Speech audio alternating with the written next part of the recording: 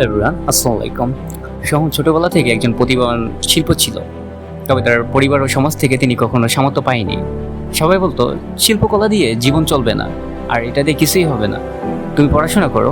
কিন্তু সোহমের ইচ্ছা এবং অন্যরকম চিন্তাধারা ছিল।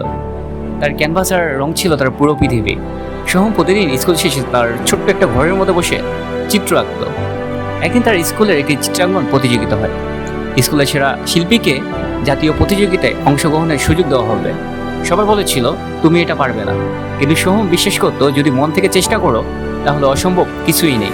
সেদিন সোহমের মা তাকে জিজ্ঞাসা করলেন, তোমার এত কঠোর চেষ্টা করার কারণ কি?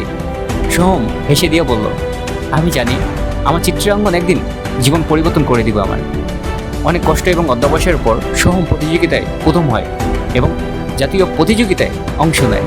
সেখানে তার আঁকা চিত্র সবার মন জয় করে নেয় এবং তিনি পুরস্কার পান। গাইস, এই গল্প থেকে আমরা এটাই শিক্ষা পাই, জীবনে কত বাধা আসুক না কেন, যদি তোমার স্বপ্নের পিছনে লেগে থাকো সফলতা আসবে ইনশাল্লাহ। ভিডিওটি কেমন লাগলো অবশ্যই কমেন্ট করে জানিয়ে দিও। দেখা হচ্ছে নতুন একটা ভিডিও। আল্লাহ হাফিজ।